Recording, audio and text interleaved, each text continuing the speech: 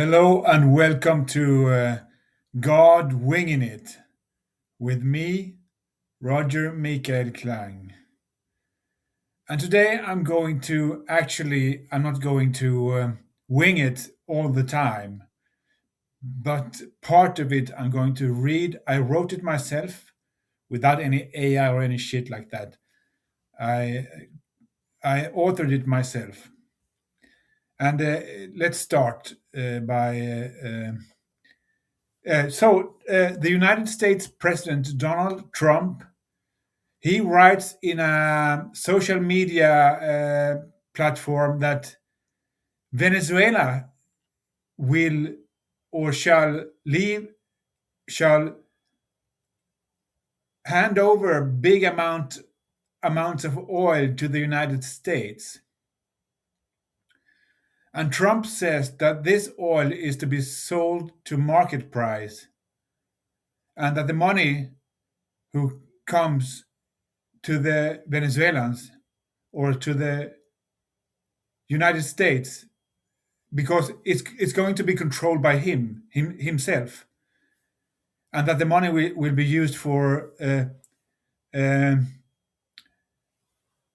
giving the people of Venezuela and the United States beneficial to the people in Venezuela and the United States. Um, Democrats call it an act of war. And let's read something I have written. Okay, here it goes. Trump calculated using the CIA World Factbook 2025 to 2026 as a source. He calculated a Venezuelan oil net worth of $2.8 billion. Trump said that he could collect between 30 and 50 million barrels of crude oil at market price from Venezuela. The lower number, 30 million barrels, would mean $1.83 billion at a cost of about $60 per barrel. The higher number, 50 million barrels, would mean $3.05 billion at a cost of about $60 per barrel. Albeit, 45 million barrels would mean close to the $2.8 billion that I mentioned, the Venezuelan net worth he calculated with, at a cost of $61.74 per barrel. And that's the exact amount. The exact amount is 2,771, no, 778, $300,000. So 2,778,300,000. And it is calculated using the Brent oil price from the 6th of January 2026. Except Venezuela produced a mere 761,000 barrels of oil per day. But 59 Venezuelan oil tankers loaded with oil simultaneously on the ocean at every given time, and no empty vessels, all ready to set sail to US ports? I wouldn't bet on it. Maybe 35% of the world's oil consumption comes from the Persian Gulf. And that's about 21 oil tankers leaving port per day in the Persian Gulf. Maybe 1% of the world's oil consumption comes from Venezuela. An oil tanker leaving port every other day or so. Not a chance in hell, thus, that there are 59 Venezuelan oil tankers at sea at any given time.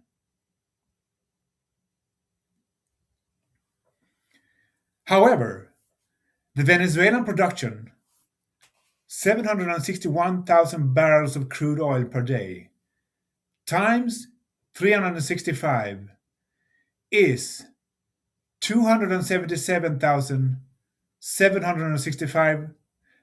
I'm sorry, 277,765,000 barrels per year. If you set a market price on crude oil very close to exactly $10 per barrel, or $10.08, it will amount to nearly exactly $2.8 billion per year. The exact sum that Trump was estimating by using the latest issue of CIA World Factbook. It suggests that Trump's vision for Venezuela is a country that gets by without any oil for themselves, while the US is stealing all of it to the low, low price of $10 per barrel of crude oil. Or as Trump calls it, market price. It implies that Trump isn't willing to invest in Venezuela.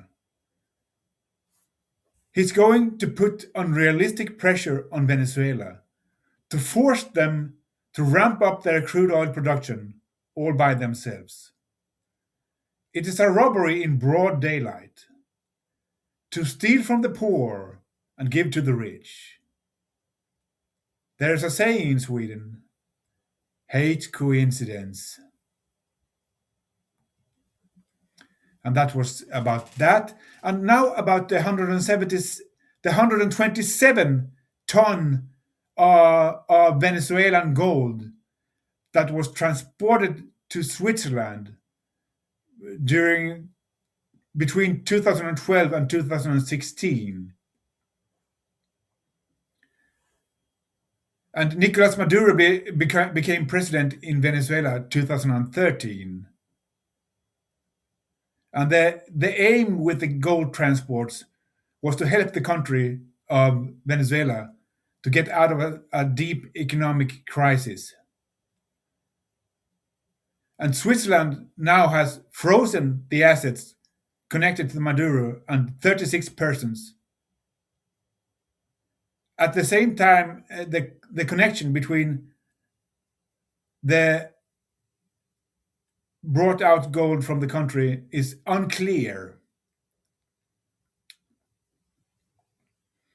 Well, what is the United States going to do about this?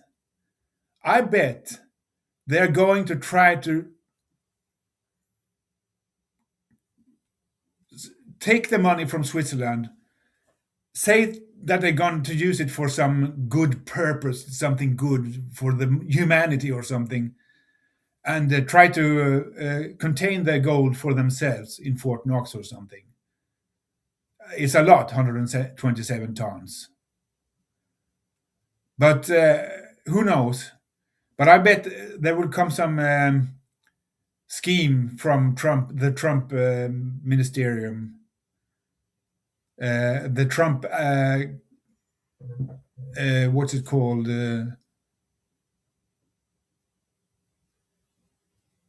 Anyway, the Trump administration. And